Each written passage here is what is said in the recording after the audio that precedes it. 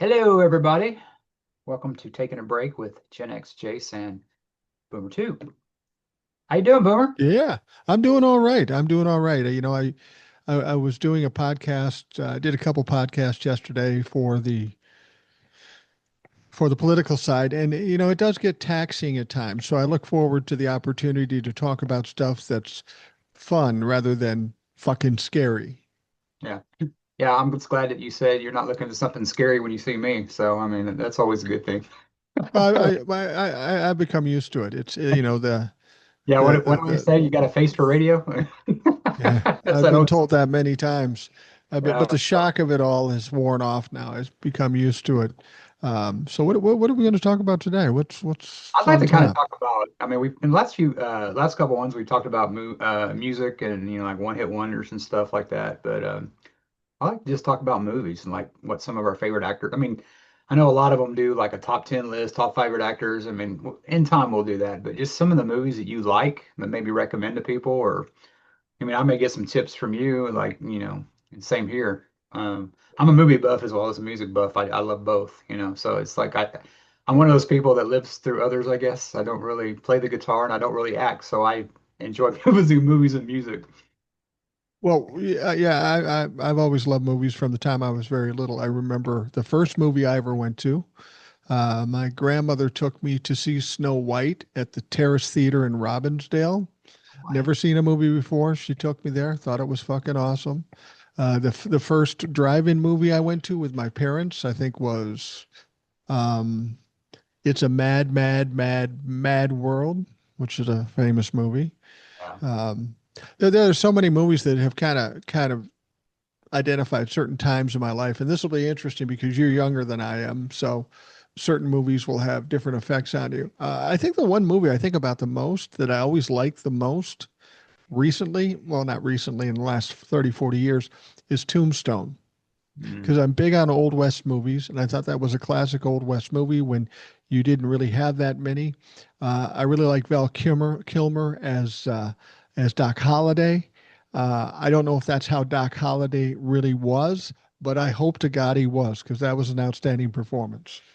Well, I think that they took a lot of liberty with Doc Holliday in that, but I think he was a lot more interesting than the one that was on the Kevin Costner version of White Earp, which was like the one you ever notice about in the 90s. You always had these like this movie coming out, then you had this like almost knockoff of the movie. You had that, and you had like Armageddon with Deep Impact. And it always seems like the big movie coming out then wasn't as good as the knockoff. Like Deep Impact, I thought was better than Armageddon. I mean, Tia Leone for one thing, Morgan Freeman. I mean, come on. Hey, Bruce Yeah. Willis, that's cool. And Bruce Willis is good in everything he does. But Tombstone, I remember when I was on the Ghost Show, Ghost Lab, we actually did an episode in Tombstone. And Oh, that's a really? place, yeah, that's a place I would never in my life go to because, yeah, I like sand, but I want a fucking beach next to it. I just don't want fucking sand in my I crack. agree. I agree. And we went out there and we were, of course, you know about the history, and it's really a cool setup because what happened is that evidently the people in Tombstone were dragging their feet with that movie. They didn't want to give certain concessions up. They wanted more money. They're holding out for more money. And I forget the guy's name who directed it, but he gets a lot of credit for it. But a lot of people say it was Kurt Russell that did it. And That's what I've heard too. what this guy was telling me is that in the movie, you see a lot in the movie. It looks pretty authentic, and it is pretty authentic looking, but that's not Tombstone. They dragged their feet and they didn't get to the point to where they let Kurt Russell start filming. So he went out and he built his own city. He built his own like, city to get everything going. And this is another example how badass Kurt Russell is. I mean, I don't think the guy's ever been in a bad movie. I can't think of one. But yeah, that movie came out. White Earp was supposed to be the big movie, but they got Tombstone. God, you think about the people who were in it. You think of Thomas Hayden Church, who was on Wings. Right? He actually lives here in San Antonio. I didn't know that. My mom works for Southwest Airlines, and she did, and she was telling me that he has a ranch out here. Like he flew out of here, and I'm like, wow, really? And you think about him something in Boston, like because of Wings and stuff. Right. Val Kilmer, fucking Sam Elliott. Bill Paxton, rest in peace. Bill Paxton was such a great actor, so underrated. But yeah, that movie was. I mean, when Val Kilmer died. I watched that the other day. I mean, when it happened, and that's a movie to me like probably my favorite movie of all time is The Godfather 1 and 2. I consider them one movie. I watch that once a year. When they have I don't know if you guys have Alamo Draft Houses up there to where they're like it's like a movie. They're one Where of the you're, first ones to serve beer and like, right. but they have like movies where they bring back old movies and stuff. They do sing-alongs, which I think we ought to go to, especially Rocky Horror Picture Show. I think we'd fit right in. And the they'll play a movie. They'll do like Godfather and they'll play like, Tombstone. And I like going to movies like that. But Tombstone, God, I think that's one of the best movies of the 90s. Yeah, I do too. And when they had the opposite one with Kevin Costner, Wyatt Earp, I didn't like that movie. I thought it was kind of stale comparatively. Yeah. Yeah, Um, I still enjoyed it, but it wasn't Tombstone.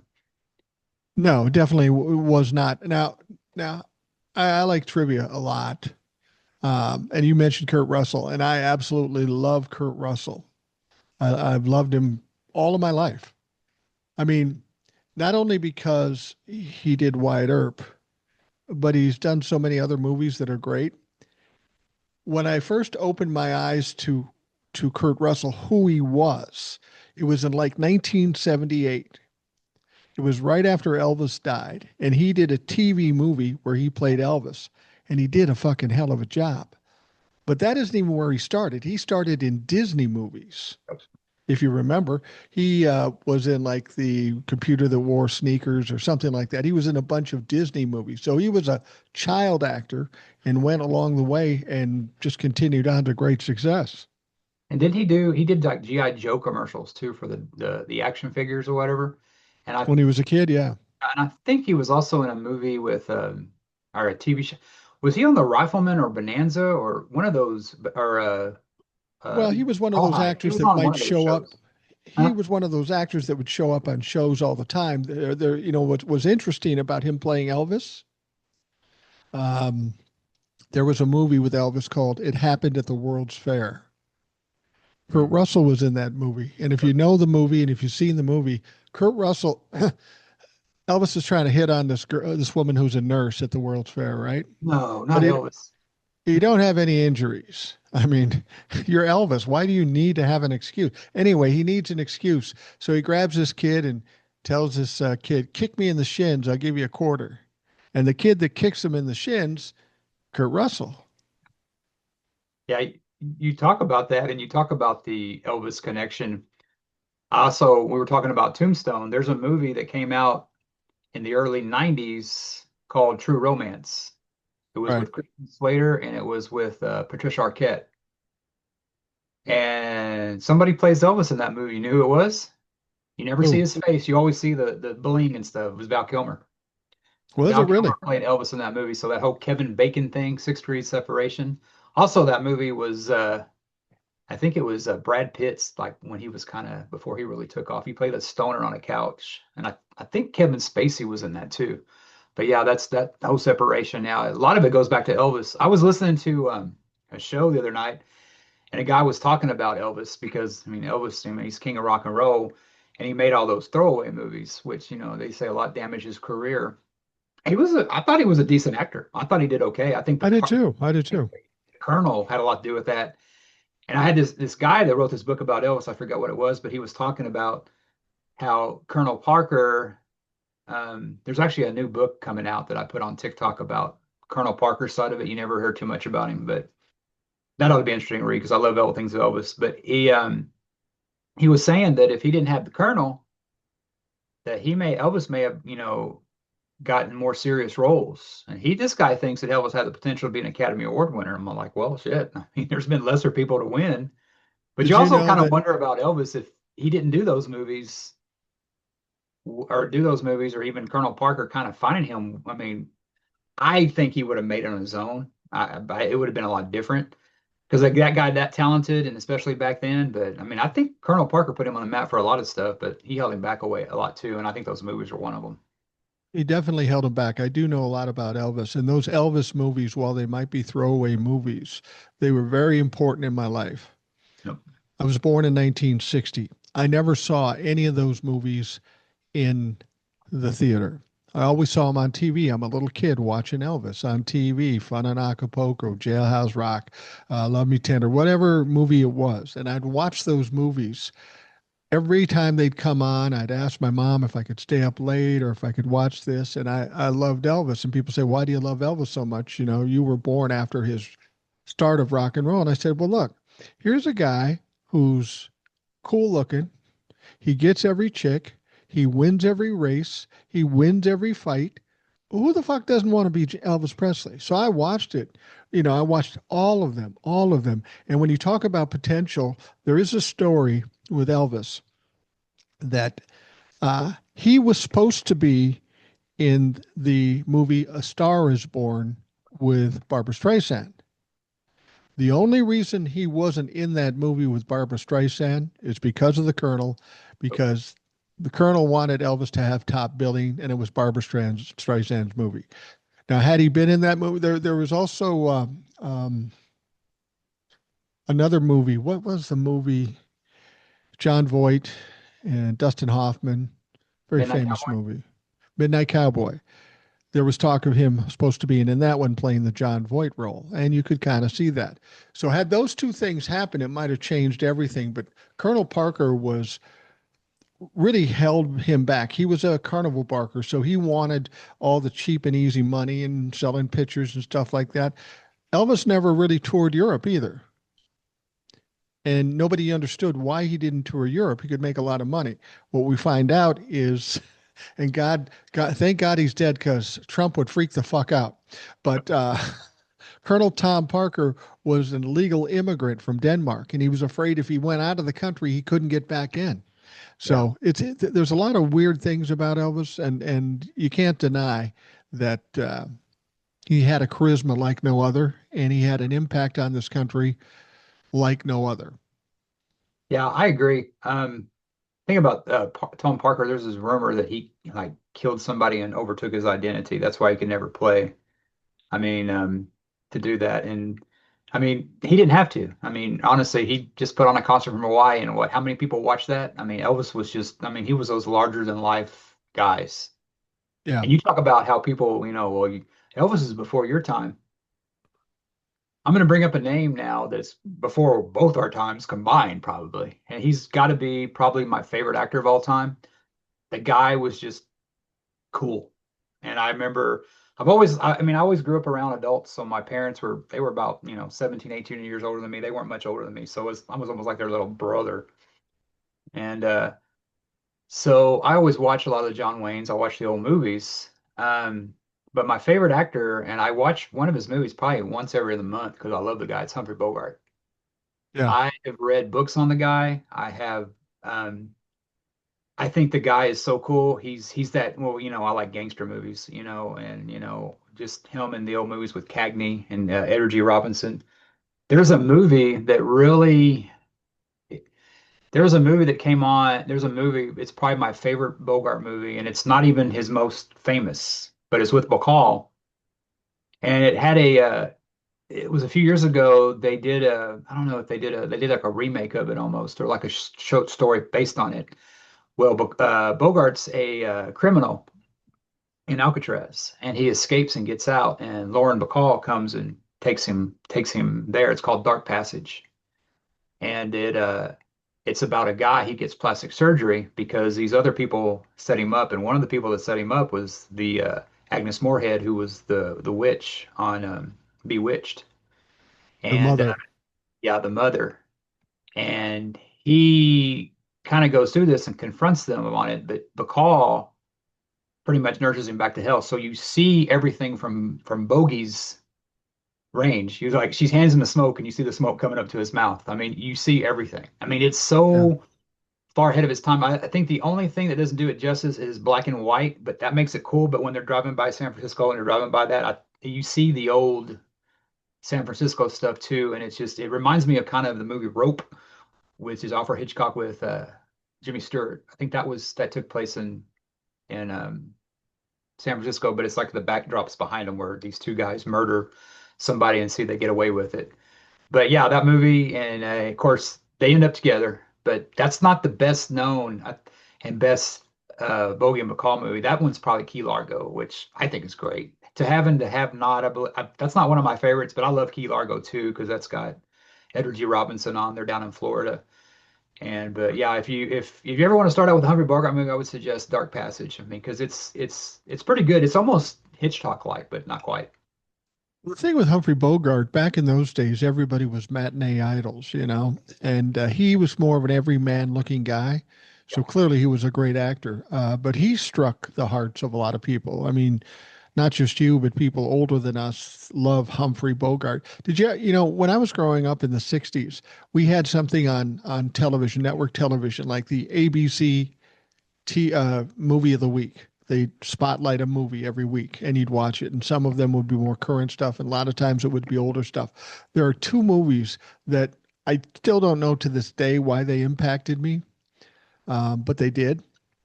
First one was The Birdman of Alcatraz. Great That movie. was with Burt Lancaster. And I think I was intrigued by that because it was alleged to be a true story. I don't know if it was accurate, but there was a guy who was called the Birdman of Alcatraz, who was in Alcatraz, who was a killer or whatever, and had kept all these birds, these pigeons or whatever the fuck he had. And for whatever reason, that intrigued me. The other one was, and this was a good movie, but it was also a kind of a freaky movie, was Whatever Happened to Baby Jane with Betty Davis and Joan Crawford.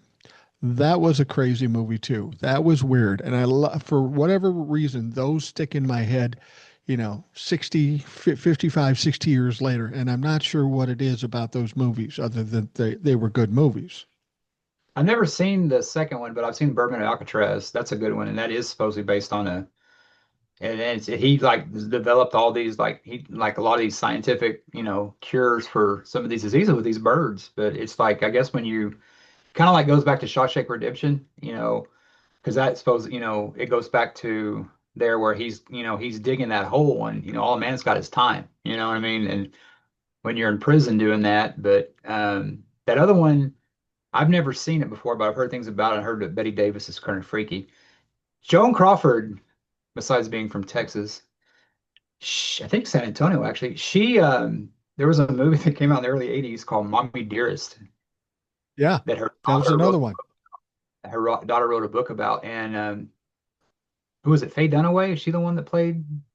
Yeah, it was Faye Dunaway. That movie gets a lot of crap, but man, that used to movie so scared as hell of me. And I remember when I was a little kid, God, I'd be like 11 in 1983 when it'd come on HBO, and I watched it. And I'd watch these adult movies, not those adult movies. That was later, but those were though you almost learn something from them. You almost like it's like you go back there and those movies told a story. And don't get me wrong, love a good Adam Sandler movie. I laugh my ass off at them. But those movies, they don't, and I hate to say this, you say they don't make them like they did anymore.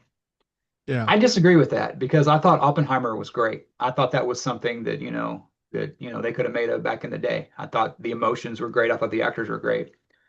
But I just have always liked older stuff. I just have just been, I mean, talk about old soul. I've always been called, I mean, my favorite bands, there's only one band that I really like that is around my age group. The rest are older. But it's just those a lot of those movies had soul to them, and even the movies that are considered like like camp movies, like that, or those space movies and stuff, and Invasion of the Body Snatchers. I mean, that stuff's still classic. Zombie movies. I mean, that stuff. I mean, they had an art back then to them. Even some Ed Wood movies were kind of cool. Well, they were weird. Um, I'm trying to remember the name of this.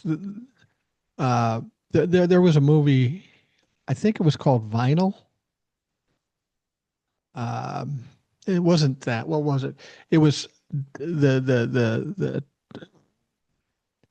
Divine was in it, and God, what's it called? Fuck. What's it about? It's just one of those campy. Hold on, let me see if I can find this. I don't know. See Let how me they, see if I divine. because what was that, the day the Earth stood still? I mean, that scared the shit out of people, you know?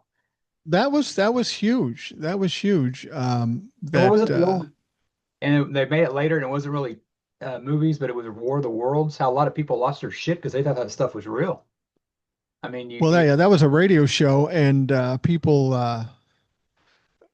thought it was real, and they were out in the streets, even though that they said that that it and you wasn't wonder, real. and today, like, and you wonder, like, today people still believe in the rapture thing. You know, I mean, it's you have all this research in front of you to do to realize that, hey, this isn't going to happen.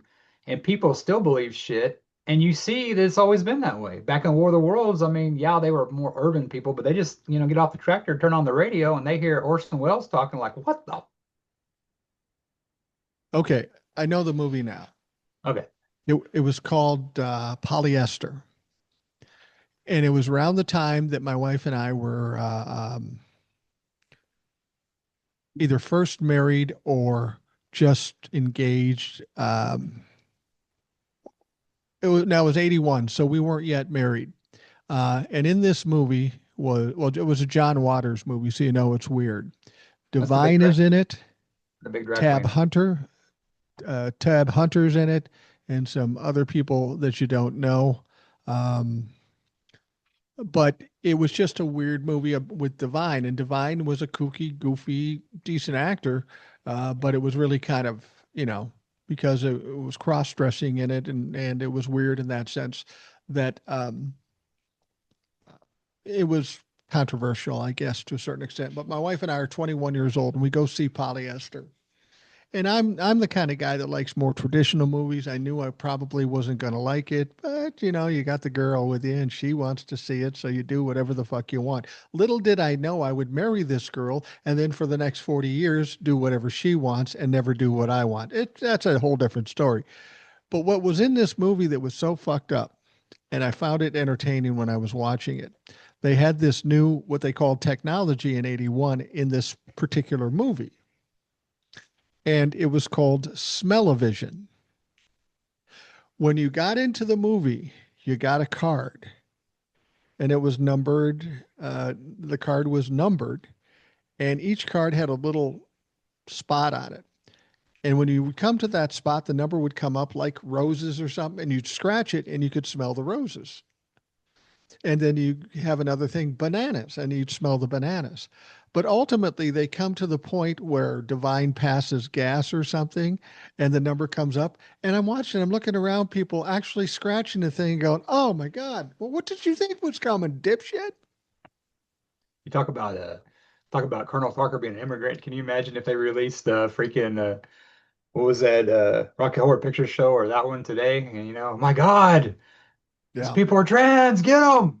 I mean, they would. I remember that people and it's so funny. And you talk about that stuff about how a lot of people, I don't call them woke, but a lot of people are triggered nowadays. Like anything, well, I don't like that actor, I'm not Oh gonna watch his yeah. movie. I've never been that way.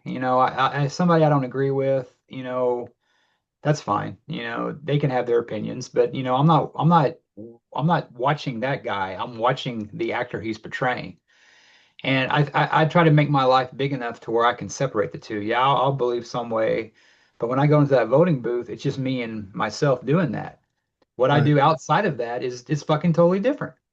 Yeah, And you absolutely. may not like somebody personally, but I particularly didn't like Anthony Hopkins for a long time because I saw some interview and he cut down another actor, but I still like his movies.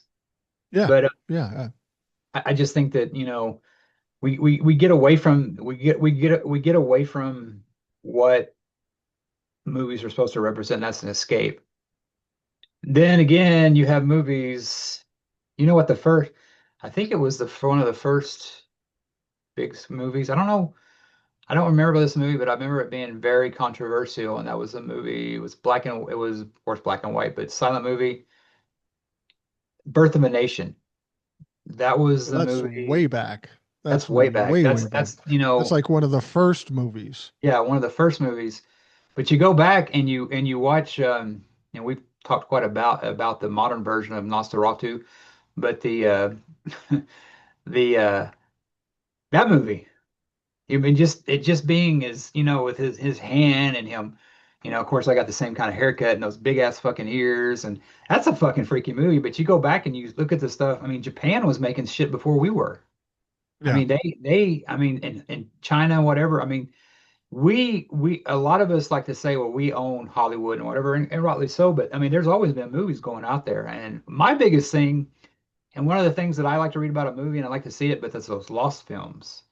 Those are real heartbreaker because when they've, of course, the film they used to make it on goes away and it deteriorates, and Yeah. then you get the fires they've had and stuff like that. But there's a lot of great movies that were done. I mean, and the thing about it is like my opinion is with music is like there's so much music and there's so much history and TV show and movies that I remember when the writer's strike happened. I mean, I supported them. Yeah, they should get paid for what they do, especially with streaming. But we're never going to run out of entertainment. I mean, there's always, and especially now with some of these local channels and companies own those local channels are trying to restrict what we watch Right. and don't get and not to be political about it, but the whole thing with the Jimmy Kimmel thing, it was all about censorship, and they're seeing what they can get away with, and then in turn, we as customers don't take that shit. Well, fuck you. There's plenty of alternatives by Hulu and Disney, and I love Disney because of what I grew up with in Star Wars. But I have those movies where I can watch them somewhere else or I can do something else. We, the customers, we own what we do. But, there's so much out there that when somebody like, and I think what Disney's making a mistake with is that they had that and they lost that money, so they're increasing I mean, most people would be kissing their ass. Well, we're going to give you a price cut. No, fucker, we're going to increase your rate. There's enough out there. Hell, go to your local library. Go to your fucking, rent movies there. There's still physical media. I mean, you can go get you a DVD player for 20 bucks at Walmart. I mean, but there's so much out there that in the way that a lot of the shit's made now, I don't go to the movies anymore unless I really want to. I mean, but there's nothing like old Hollywood, old things. And, I know I sound like a man, get off my lawn with my cane, but, you're not beholden to these people, and they need to learn that. Well, the TV and movie industry has to take notice of what happened in the music business because as we get younger people in this country, as technology changes, the way we consume media is Yep. dramatically different. We had it in the music business. People say, what do you know about the music business? I don't know shit about the music business because it was the 80s and 90s and it's not the same world anymore. You used to go through a lot of shit and pitch in record companies. Now you put a song on TikTok and see if it goes viral. It's so different. But, they were selling CDs and cassettes and all this stuff. And then they freaked out when Napster came along because people are now downloading this shit. Whoever heard of that? That should have been a signal that, hey, maybe that's the direction we want to go. But they didn't. They were doubling down on what they were doing and they got their ass kicked. Now they've kind of gone to this new realm of in the cloud or downloads or whatever. And the same can be said for movies. And networks should understand this. People who make movies should understand this. People don't want to sit and watch network television. They're not going to watch it. That's gone the way of the blacksmith. Same with movies. I mean, there are some great movies to go see in the theater, and I still do that to a certain extent, but I'm old. But what people want, they want what they want. They want it now. They want it on demand. They typically want it shorter than longer. And so you got to kind of adapt to what your audience wants. You can't keep shoving down their throats the way you want to do it. You got to appeal to the consumer. And I'm expecting the movies and television to get that. I mean, we're seeing with television to streaming. I don't even watch network media at all. I don't have to. So once people realize that and the crowd gets younger, which we know it is, that whole movie industry is either going to change or they're going to fucking fail. What the music industry fucked up with is they didn't embrace the technology. They tried to stomp it out because that's, Right. and that's what they are. They're oligarchs. They're, I know better than you. We're rich. We have the money to do it. We'll crush you in court. When Napster came out, it was some kid that did it. And instead of, they went after him and they should have embraced him. I think eventually he did sell it, I guess, to them. But if they would have embraced it and got ahead of this, piracy probably would have been I mean, it's always going to be there. I mean, you look back on those old VHS tapes and, hey, the FBI warning and shit, I mean, it's always going to be there, but they probably could have got ahead of it. But, and fucking one of my favorites, Metallica, and what got me about them is when they did the whole Napster thing is that Metallica went after him, mostly Lars Ulrich, the drummer. This is a fucking band that would have kids, and that's what we were at the time, kids bring tape recorders and record their shows. Yeah, let them do it. What they should have done is go, well, this is another revenue we can, not a revenue, but another way we can go and do this.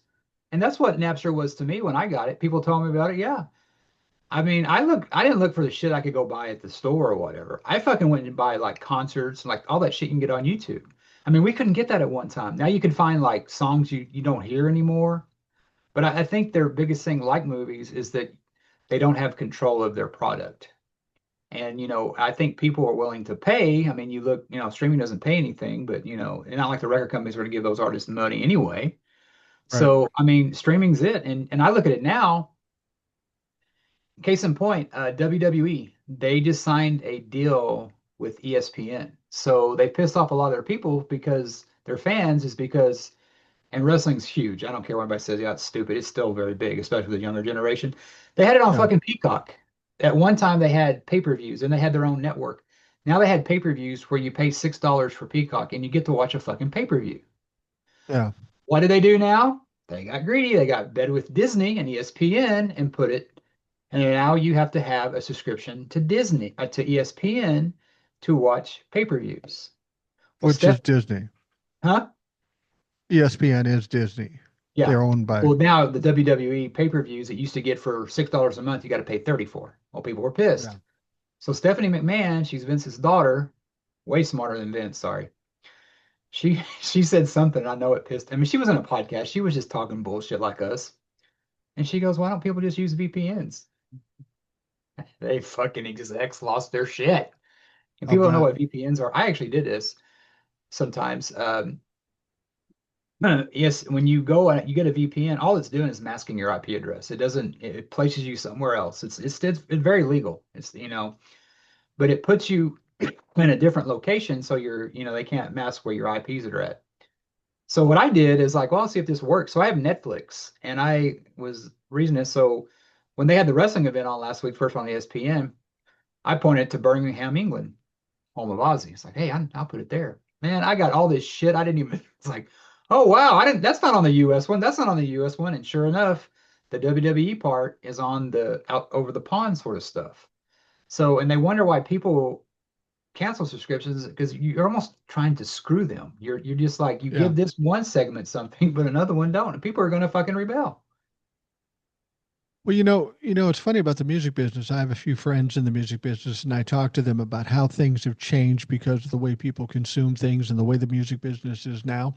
Back in my day or our day, uh, people would record music to sell records or CDs or whatever, and then they would support that by doing concerts. The concerts were intended to encourage you to buy the record or the CD, right?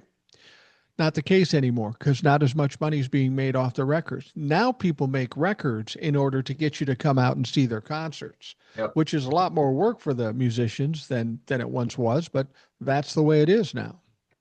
And you look at the music industry, it's almost become like Hollywood because there was I was watching a documentary on Bon Jovi, and they were talking about, they were just talking about the back, you're just talking about how it's a fucking enterprise. Every time they go on the road, you have roadies, you have fucking Yeah. engineers, you have all this shit. It's a business going. Well, Richie Sambora, the guitar player, well, I'm burned out. I'm gonna walk away. That would be like one of your like top executives just saying, "Oh, I ain't gonna make that meeting tomorrow." I mean, you have 20,000 people waiting for you, and you have a bad day and you want to walk out, and you can't do that anymore. I mean, it'd be one thing to like back in the day they did that. Oh, well, like Jeff Beck did that with the Yardbirds. Jimmy Page was Right. saying they were touring with him, and then Jeff Beck, fuck it, he left. Jimmy Page is right there. Jimmy Page can do more than anything.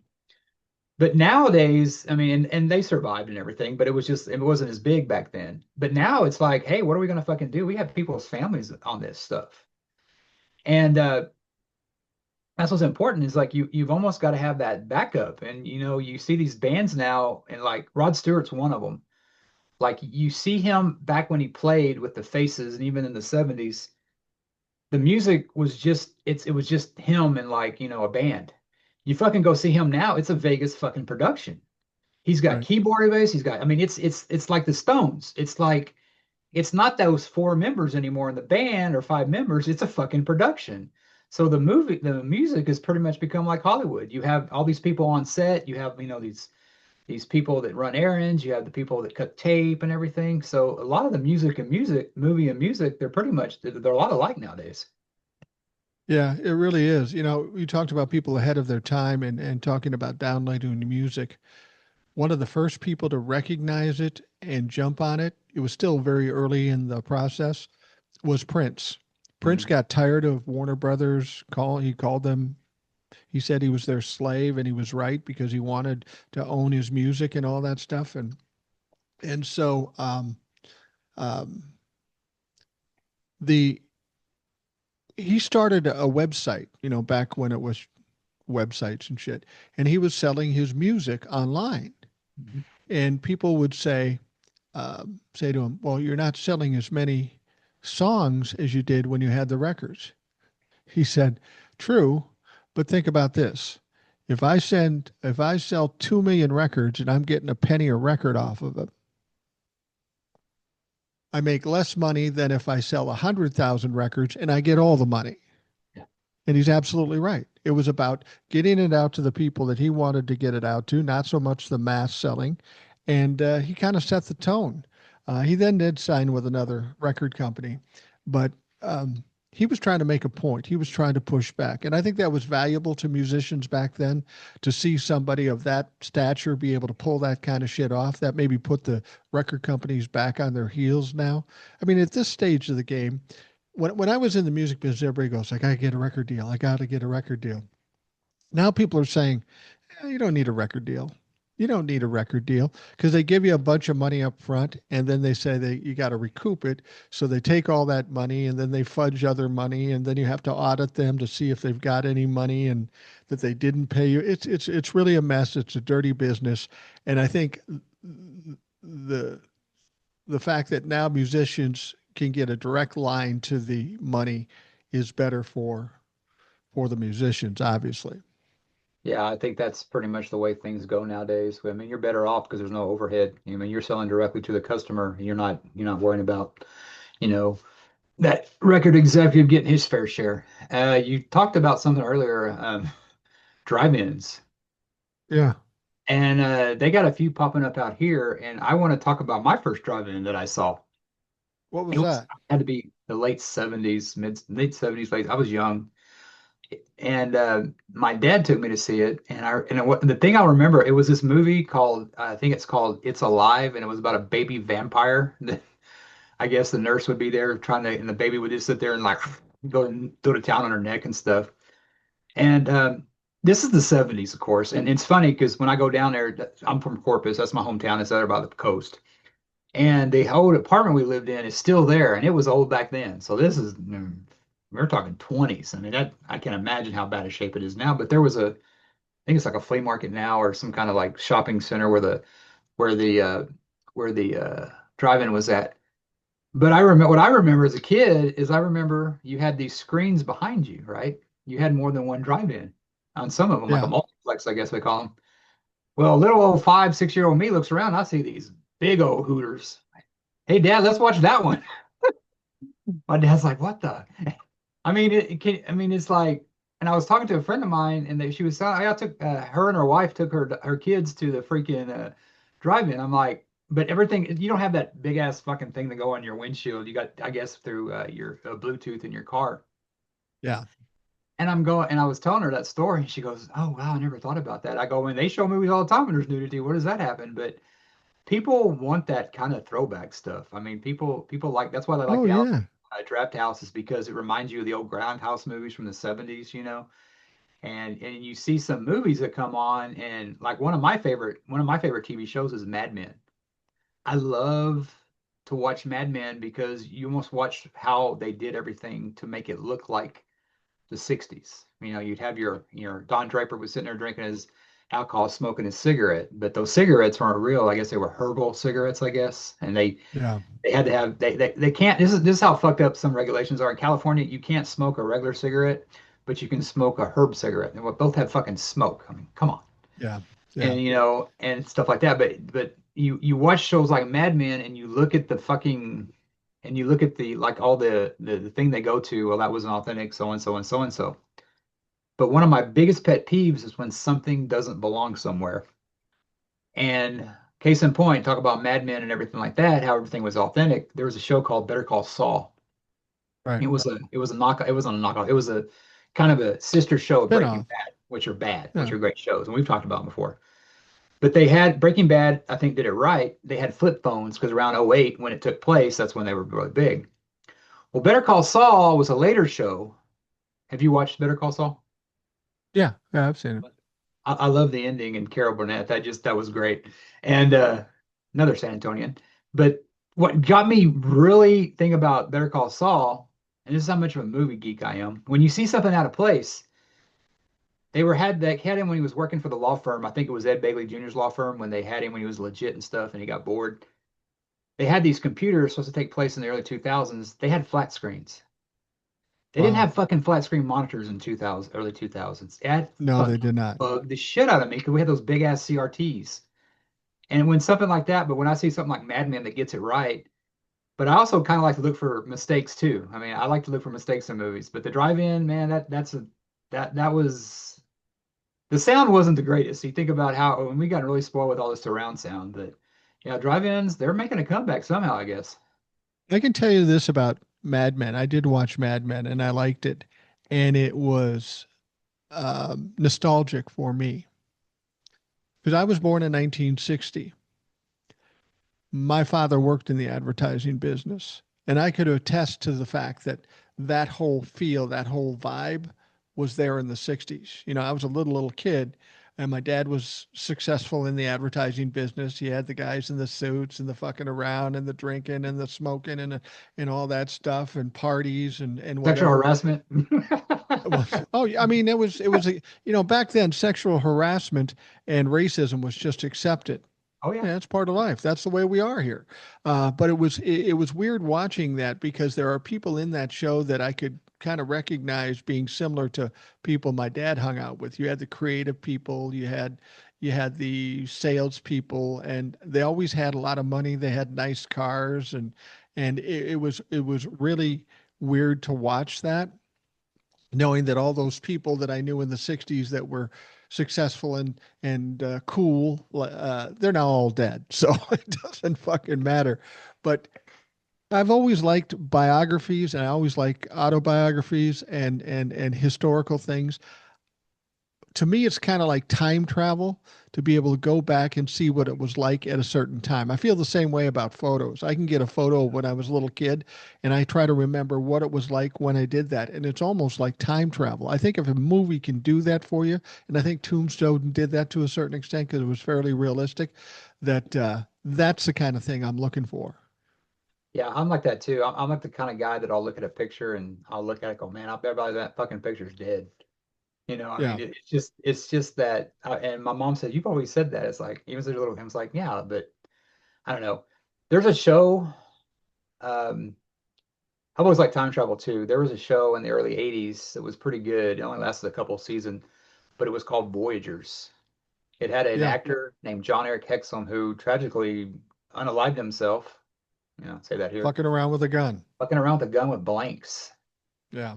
And dude, you talk about a good-looking dude who probably would have had a fucking hell of a career. Yeah. I mean, my God. I mean, and it's just so sad. He was in also a show before that called, or a show after that called Cover Up, and that's what he got there. But him and this little kid, his name was Phineas Bogg. So that's when people ask you, hey, name a TV character that, probably nobody knows about, and I go Phineas Bogg. But they had this little medallion. And I remember my buddies, when I was like in the second grade or whatever, we'd make like old radio speakers, and you'd put like you'd make a little medallion out of it. And but that show was about time travel, how they would meet with, certain people. That was one of my favorites. Also, I think a show that was really good came out a few years ago and it's on streaming now. It's called Timeless. And it was on NBC. it had a it had a season or two, but it got canceled and people were like freaking the fuck out and going, "Hey, hey, we like this." It was about, I don't know, you heard of that one, Mike? Timeless? If I've heard of it, I haven't watched it. And I probably should because of how much I like Yeah, the time travel thing. they did it because what my thing is with, streaming a show or something. I give a show a few years to like get going because I know it's not going to get canceled, and that they'll leave me hanging. I hate that. So it's about a girl, and she was on Mad Men she was one of John Hamm's. She was one of Sally's his daughter's teachers that he ended up banging. That's how Don Draper was. Don Draper was a gangster, man. I don't care what anybody says. He's an asshole, but he Well, was a gangster. that's a given. Yeah, but she's on there, and you'll recognize when you see her. I forget her name. Real pretty brunette, but she's like a professor, and so she is brought in to kind of these other guys that travel through time to show them, hey, this is what the fuck happened. They're there at the Hindenburg, they're there at the freaking, Watergate break-in, and there's this one that got me really one of my favorites is when they're at Chicago and they go to the World's Fair. And so if you don't know much about that, there was a serial killer who a lot of people thought was Jack the Ripper, H. Holmes, Yeah. that was involved with that, and he had like a torture chamber and kill people in a hotel. Well, they get separated, and the girl who knows all about history gets separated. Well, the two guys are by themselves, and they check into the fucking hotel. They have no fucking clue. It's like, oh, this is a nice place. It's cheap. Little did they know. And then they eventually get reunited, and they find out. But I mean, I think that's a life lesson. Always fucking know your history. Like, hey, this H. Holmes guy has a good fucking, especially if you're time traveling, he has a good rate there. Like, yeah, they're killer. I got another time travel a TV show that I'm sure you don't remember because it's before your time, and I don't know that they've done a lot of reruns of it. It only ran one season, but it was kind of iconic for us. It was right around the time. It was 1966, and it was called The Time Tunnel. Hmm. Now, I've this heard is of. the time when you've got Outer Limits and you've got all those crazy shows. But the Time Tunnel was very, very kind of corny if you look at it now. There was this tunnel you would walk in, and there was this circle thing going back and back and back, and you would go into that, and they would go into a different time. There were the only name person that I can remember. Well, there's a couple that you would recognize. James Darren was in it. A guy named Whit Bissell, who's a pretty well-known character actor. But it was only on one season. But for the life of me, I remember it because it was a time travel thing, and it was pretty corny, as was most things in the 60s. But that's the weird thing. People's taste and sophistication change over the years. Something that you might have seen in the 60s or the 70s, you think, God, this is the greatest movie in the world. Yeah. And now in 2025, you go, well, what the fuck is that? A good example. I tell you what, back in the early 70s, when Brian's song came out, Oh yeah. story about Brian Piccolo and Gail Sayers, fucking people came to school crying after that. Oh Now I've yeah. watched it since then. It's still a good movie, but a little corny. It's amazing how people's tastes change or become more sophisticated or maybe more demanding. I don't know. Of course I know that one. Sonny Corleone, fucking James Caan, James Scott, yeah, fucking absolutely. Lando Calrissian, man.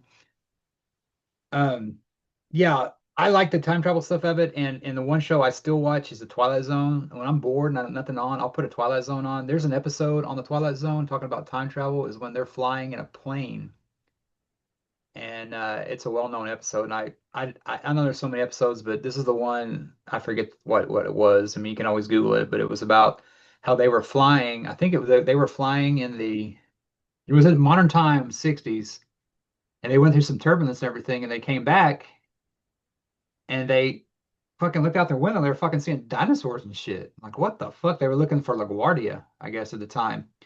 Well, they evidently went back in time once they went back from the dinosaurs to it, and they were calling LaGuardia, and the guy was like, well, "Who's LaGuardia?" They didn't know what that was.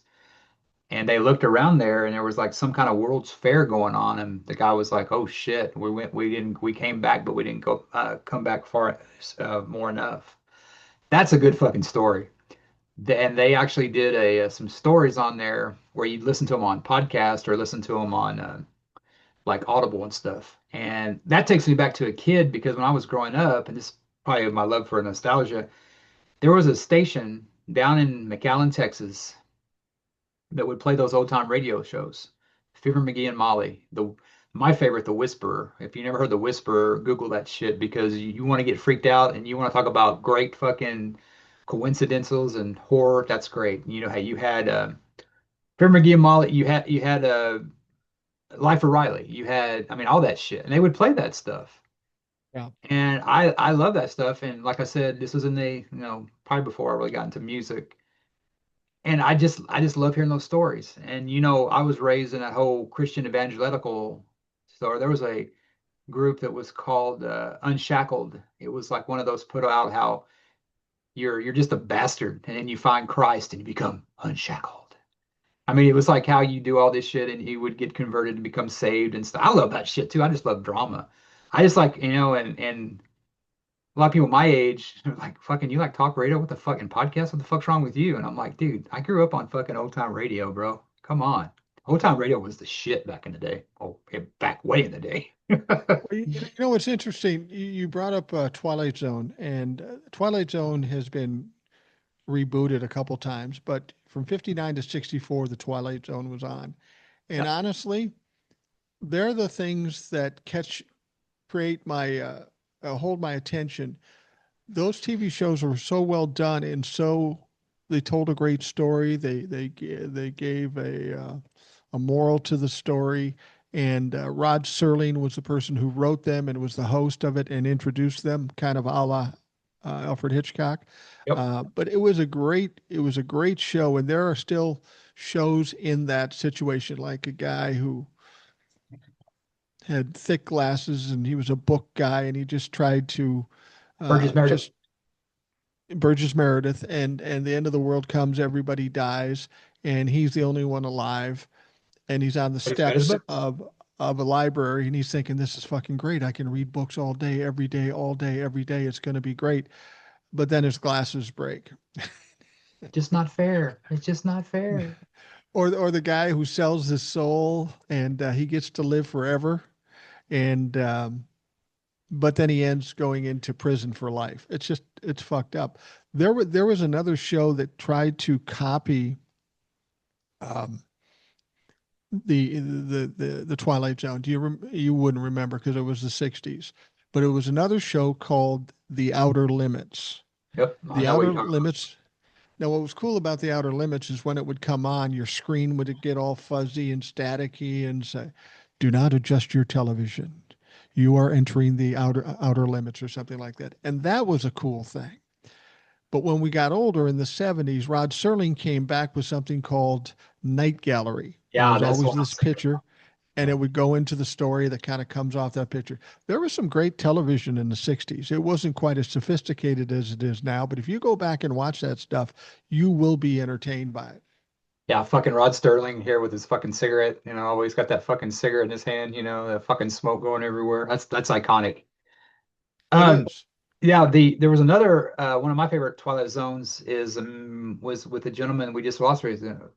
We just lost recently, Robert Redford. He was in where he played Death, and he was trying to get into this old lady's apartment or something, and she wouldn't let him in.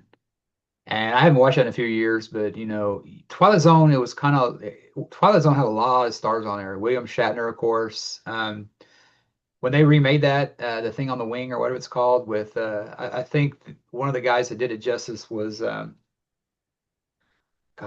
what's the guy from Third Rock from the Sun, where he played the guy that was he's a Lithgow? great actor, huh? You're not talking about Lithgow. Yeah, Lithgow. He played that same character that William Shatner played. There's something on the ring. There's something on the wing. Lithgow was great. I thought that Twilight Zone movie was great. With Aykroyd, you want to see something really scary? I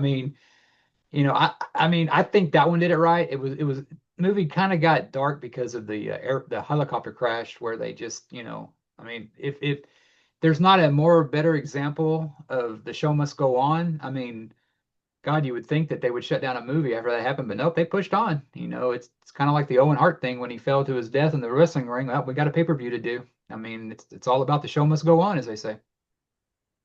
You know how big Twilight Zone was. You mentioned that Robert Redford was in it, William Shatner. But I Googled famous Twilight Zone actors, and it's truly amazing. You had Ron Howard, Cloris Leachman, Yep. Dennis Hopper, Leonard Nimoy, Charles Bronson, um, Buddy Ebsen, Don Rickles, Jack Klugman, Elizabeth Montgomery, Carol Burnett, Agnes Moorehead, Burt Reynolds, Lee Marvin. They had all, and these were all before they were big stars, but they went on to some pretty impressive things, and that's why Twilight Zone was so good. It was written well, but they had great actors in it as well. And when you talk about, the seriousness of this stuff, and you kind of look forward to like how, other shows copy those kind of shows. There was a show that it didn't last very long. It's a crime. It didn't. It was called Police Squad. It was Leslie Nielsen. Right. And what they would do is it would have this fucking siren, this old police siren. It would go in through a bathroom, it would go up a roller coaster. But they had the thing, tonight's special guest, and it'd be William Shatner. Yeah. So William Shatner's on there and everything, and he drinks something and he gets killed. Like they had these famous celebrities, then they'd get shot. They would get killed before they went on the show. So it was Yeah. kind of like we're not gonna have them all the way through there, but I thought that was so hilarious that that's that Twilight Zone had all these things. Is like I think Orson Welles was on there, and then Orson Welles gets shot. I mean, it was, but he couldn't be on the show. Like, but yeah, the Twilight Zone, man, they tried to do it, and actually, talking about Leonard Nimoy, I think the guy that played him in the new Star Trek movies, the one who looked just like him when he was younger, I Yeah. forget his name. I think he was on Heroes, but he started one too, like a series too. And there's always shows like that. Like I remember watching with my dad, Tales from the Dark Side, Yeah. and that was kind of a knockoff. And I remember watching the Tales from the Dark Side movie back in the early '90s. And I was in high school still. Very, you know, what's that word? Superficial. I didn't see the beauty on the inside. And I remember one of the stories was Debbie Harry, who I still have a thing for. She's one of my favorites. Um, Yeah. She was a beautiful girl. I read her book and everything. She had a thing where she was like, baking kids, literally like, cooking them. And I remember seeing that movie and go, man, she's still hot. And she was probably, God, I think she's close to 80 now, but I mean, she had to probably be there, but it was like some Tales from the Dark Side. But I've always watched Tales from the Dark Side too. I like a good story because a lot of that's Twilight Zone. I mean, it's just the continuation of those old time movies. Those old time movies, you had Rawhide on there. You had there was a character, was it Johnny Dollar that Bogart played in the I think so. Yeah. Johnny Dollar, he was a private investigator. He played in the Maltese Falcon. Well, there was a freaking show of that too. And I like to hear about it is because you hear these and they play these old commercials is like, Lux Soap presents or Lux Theaters. I mean, all these companies are out of business. Yeah. And you hear them talking about, well, when you're filling up, make sure you use leaded gasoline. I mean, that's like you said, it's time travel. And if anything in the paranormal, I mean, I've done the ghost thing, that's like the one thing I like to do. If I can go in time travel, dude, I like to go back and see some of my favorite bands. But you also hear about that butterfly effect where you like say I go to a Kiss concert in 1974 and I buy a shirt and they're driving back to New York and they get killed. I mean, there's always that butterfly effect, which also is a great movie with Ashton Kutcher. Ashton Kutcher, if you haven't seen it, that's a pretty good movie too. I've always liked the idea of time travel, and I don't want to go into the future because I don't Yeah. want to have to anticipate what's inevitably going to happen. I would like to go back into the past, but not as a participant, just as an observer, just Yeah. to look, just to observe something. Like if I could go back to my grandfather's first grade class, just to see what it was like. Yeah. Um, that would be cool. And I guess that's why I like the movies and the pictures and stuff, because it allows me to be an observer but not be entangled in the past. I think there, and it goes back to my love of history and biographies and that sort of thing. I like to know what happened in the past and just get a sense about it. I mean, if I could see a picture of the Gettysburg Address, an actual picture of the Gettysburg Address, it would be cool just to get that vibe and see what it was like there. Because it's portrayed to us differently in movies. Like when you talked about Tombstone, and we talked about Tombstone, and we talk about the OK Corral. The way it plays out in that movie, I'm sure it didn't play out that way. It wasn't quite as elegant, quite Oh as yeah. dramatic. It But never it would be is. cool to see what exactly happened. Yeah, we did when we were doing that ghost investigation for Ghost Lab. We went to Boot Hill, where the cemetery is, and kind of get off a little bit about that. You talk about history, and to me, being a ghost hunter and doing all that stuff, to me, I think a lot of it's just past energy because that energy can't be just created or destroyed, and a Right. lot of the ghost stuff are based on energy. Well, I don't care what anybody says. Graveyards are some of the most haunted things there are because you have all that energy there.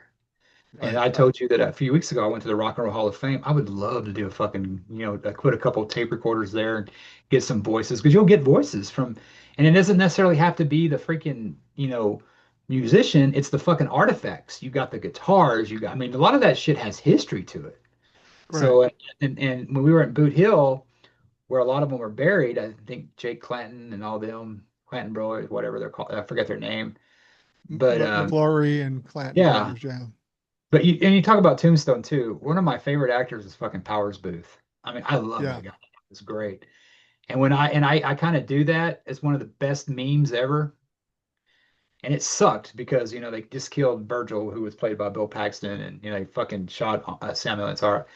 And then before they come back and okay, it's been 30 years. We can do the spoilers. But and then Kurt Russell's there and says, "Just want you to know it's over." Like he's conceding, he's gonna say we're leaving or whatever, and you fucking see Powers Booth there, and you've seen the meme. Well, ah, I mean, just one of the greatest fucking. I mean, and you just do that when you're like in a breakup or tell somebody off. Well, I'm gonna do this and I'm gonna do that, and it's just like, well, ah. I mean, that's just one of the biggest kiss offs there was. But God, that movie was great, and you made me want to fucking watch that right now, man. I want to go watch it. I tell you what, one of the best, corniest lines in Tombstone that I remember to this day. They're at the train station. They're on the revenge ride, and he's killing people. And apparently, that truly happened. He Yeah. gets a guy. He gets a guy. Gets him on the ground. He cuts him with his spur. Yep. Says, "You're going to kill me? I'm not going to kill you." Says, "Tell him Wyatt Earp's coming, and I'm bringing hell with me." That was the corniest and the coolest line I've ever heard. I like the one where he's beating that fucking horse and fucking gets there and he slaps him. Hurts, don't it? And then you see that one where he's beating that horse and Wyatt Earp don't like that. So he takes that fucking bridle from him and you're gonna, stand, just hits him with it. It hurts, don't it? See what you're doing, that fucking animal?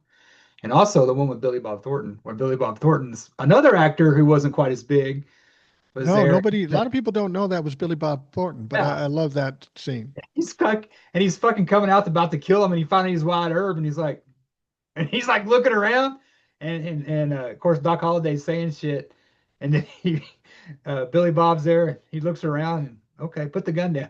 And he puts the gun down. Well, thank you, thank you for not fucking killing me, Wyatt Earp. It is, yeah, and it's like when he's sitting there drinking with the sheriff. What's your name? So and so, Wyatt Earp. Yeah, right. And he gets that a lot. But that story about him and that girl that he was with, Maddie, I think she went kind of crazy, She and was on laudanum and uh, she went off she the and who drug was it? hook. Was it Charleston Heston? Who was the one? No, it was Robert Mitchum that fucking did the. It was Charleston Heston was in the movie, but Robert Mitchum was the one that narrated it and talked about how that was a true part of it. How him and I tell you what, man, I would like to live forever with Kim Delaney. I'm just saying. Woo, smoke She's show. She's on Tulsa King now, and she's older, but she still looks good. But yeah, she was great. And had Billy Zane on there, that real yeah. big that asshole from Titanic. He's a great actor. He's got the same haircut as I do now. Jason Priestley, who was my generation in 90210. Great movie. And but I mean, and Ike Clanton, he was the guy that was the kind of the if you don't know him, he's been in a lot of stuff, but he was like the main antagonist in Avatar. Oh, okay. He was the main guy. He was like one of the soldiers. You know him if you saw him, but he's been in a few things. But I know that we're getting kind of close to the end here, but you know, I like to say, you talked about, your first movie seeing it. I like to mention mine. I was five, was it Mike was 5 or years, and I was 5 or 6. Was 1976. I was 4, actually. The I was first drunk movie, in high school. well, you'd appreciate this movie.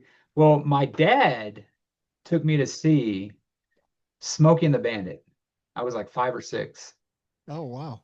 And 76, because I fucking Burt Reynolds was a fucking man back then with Deliverance and fucking No question. No you question. He was know cool. all that stuff. And Jerry Reed and Jackie Gleason, and we can't fucking forget Fred. God, that we talk about a movie that was, I mean, Paul Williams. so fucking redneck. Yeah, yeah. And I like that. What are you gonna do with all that beer? Oh, because he's thirsty, dummy. And Paul Williams is somebody else we could go on too about a guy who's very talented, short little fucker, but he's written a lot of good songs and a lot of good Great stuff. But song. yeah, but that Burt Reynolds laugh, and that fucking when he's in the best part of the movie for me is when he's getting away from that Smokey and he pulls up in that fucking Trans Am. Burt Reynolds, the coolest motherfucker in the world. I was 4 and I fucking realized that motherfucker's cool. And he drove up there and he was like got rid of the smoking, then he looks at the camera and smiles, fucking drives off. I mean, dude, I don't want to be vulgar, but that probably made every woman get excited. Because I know it probably Yeah. made a lot of men get excited. But that was one of the coolest movies ever. But it was that old that kind of started him down the road to where he did like Stroker Ace and all that stuff. But when the Smoking the Bandit was too old, but when they tried to replace Burt Reynolds, the third one, and I love Jerry Reed, he was a great artist. It ain't the Bandit without him. And Jackie Gleason, just some of the shit, just take home and smack your mama right in the mouth, and it's funny. I see people now. It's like, oh my God, he advocated violence to the moon, Alice, and it's like, come on. Come on. It was just a saying. I mean, if you gotta fucking, take off your fucking glasses. I mean, Smokey the Bandit, that's another movie I watch every year. Fucking love it. Well, before we go here, there's one other cowboy movie that had a big impact on me, and it came out before you were born. I think I saw it in the drive-in with my parents, and then later, as it was rerunning a few years later, I took a girl to it. But it was Butch Cassidy and the Sundance Kid. Yes. Another fucking great movie. Two great stars, Robert Redford and Paul Newman. But it was 69. I think we were at a drive-in. We saw it. I don't know why my folks took us to it because it's probably a little beyond our years. I would have been 9 at the time it came out, 69. But I think in like 72 or 73, it was playing again in some of the cheaper movies. And I remember this. I had to be like 13 at the time, and it was playing at a movie theater. We had a movie theater close to us, but um, this was at one further away. And just tell you how cool I am. I'm going to see a cool movie with two cool guys in it. I'm 13. I ask a girl to go with me, but it's like a mile and I don't drive. And if I asked my dad, give me a ride, he would have said, fuck yourself. So I remember I met the girl at this designated spot on the bus line. We take a bus to the movie. And of course, I'm a gentleman, so I paid the bus money and the movie and stuff like that. But I always remember that because I knew it was a cool movie because I'd already seen it, and I thought, what better thing to take a girl that you want to make your girlfriend to than a cool movie with. And she wasn't into it. She didn't think it was. She didn't like cowboy movies. What the fuck? So I broke up with her, which seemed like the natural sense. Yeah. Yeah. Yeah. We need to do a show on talk about Redford because Redford was one of my favorite actors, and I had just want to kind of mention this in passing. With him passing away in high school, I had a teacher who played all the President's Men for us. This had to be around 87, 88. And he'd probably get fired for now for doing that. Yeah. But Redford has always been, I mean, it was somebody my mom and dad both liked and grew up with. I mean, The Natural, one of the greatest baseball movies of all time. But the man was and I haven't heard a lot of people talk bad about him on the right that that talk about the environmentalists and stuff, because that dude was not a fucking he was an environmentalist. He was not a hypocrite. He was somebody that had that life. And honestly, if you could go out anyway, it would be like Paul Newman, or not Paul Newman, not Paul Newman because he got lung cancer, but it would be Robert Redford. Just 89 years old, lived his life like he did, still making movies up the last few years, and just freaking died in his sleep. I mean, it's like, the gambler, the best thing you can hope for is to die in your sleep, man. I mean, that's it.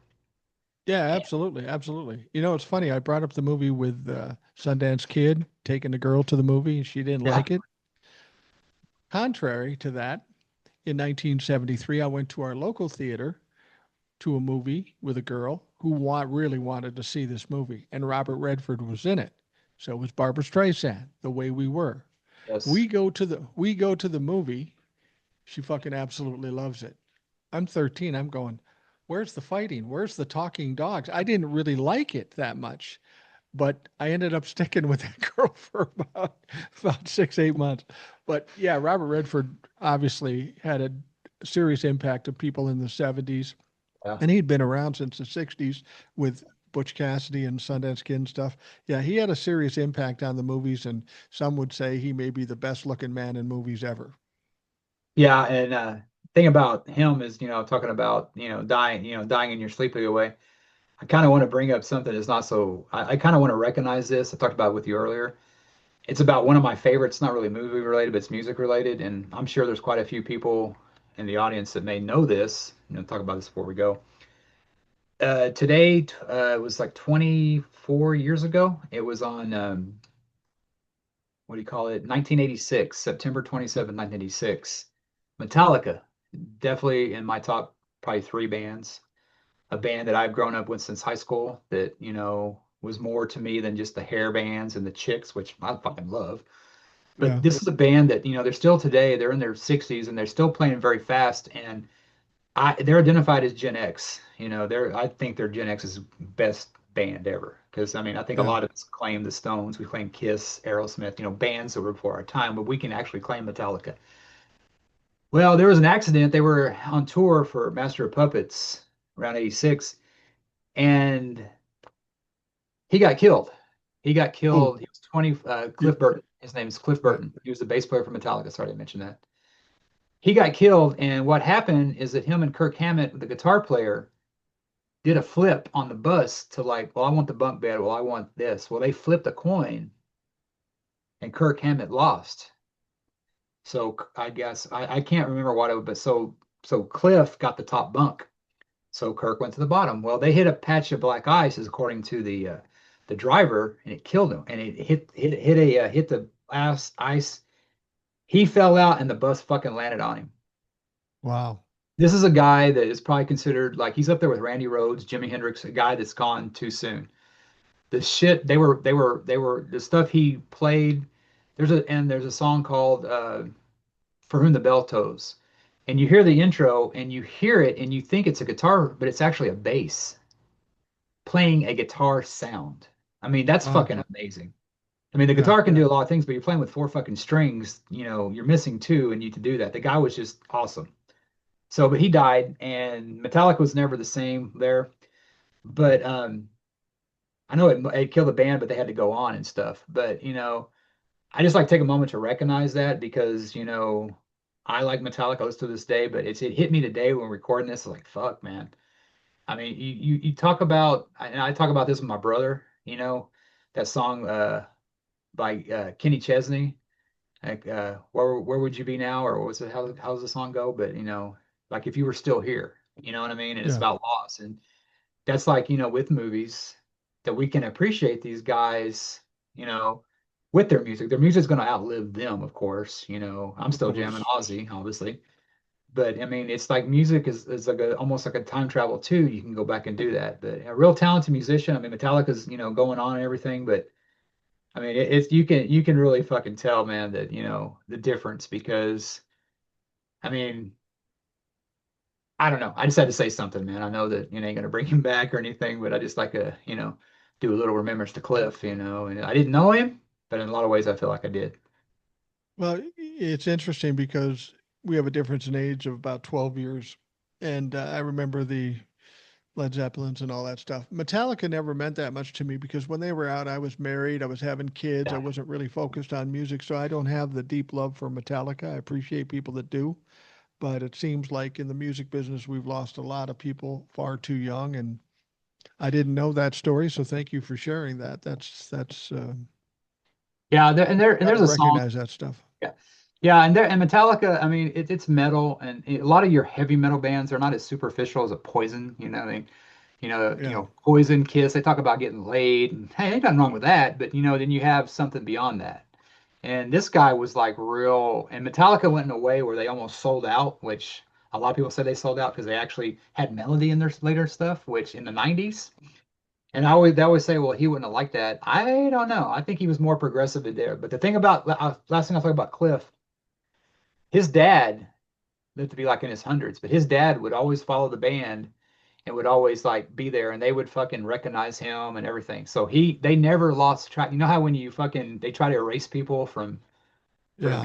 bands and stuff like that, like why the Eagles tried to do that. Fucking hell, Van Halen took the bass player off. Michael Anthony was on in the '70s albums and put their son, who was born in 2000, on them. They used to over him the old albums. I mean, he tried to erase so many people. That was such a cool thing of Metallica and how much they meant to him. That because when somebody gets fired, it's like a divorce. You don't know what fucking do with them, but they did it. Yeah. But that's my little remembrance of Cliff now. But Mike, I guess Well, we're ready to. We can go on for a couple more hours because it's our fucking show. But I think it's time to yeah, put a time to cap wrap on this. things up. And I appreciate how much fun we had on the show talking about all these things, and then you felt compelled to bring it all down toward the end. Thank you for that. Now I'm going to go off and be depressed a little bit, worried about a guy I'd never heard of before because I'm not into Metallica. But anyway, we always wonder what we're going to talk about. We don't plan anything out, and it seems like we always have plenty to talk about. Like that Debbie Downer on fucking Saturday Night Live. Yeah, Everything's yeah. great. What happened is this? Womp womp womp. But yeah, we're gonna wrap it Go. up now. Thanks everybody for joining us, and Mike, I guess we'll touch base next week. We'll talk to you then.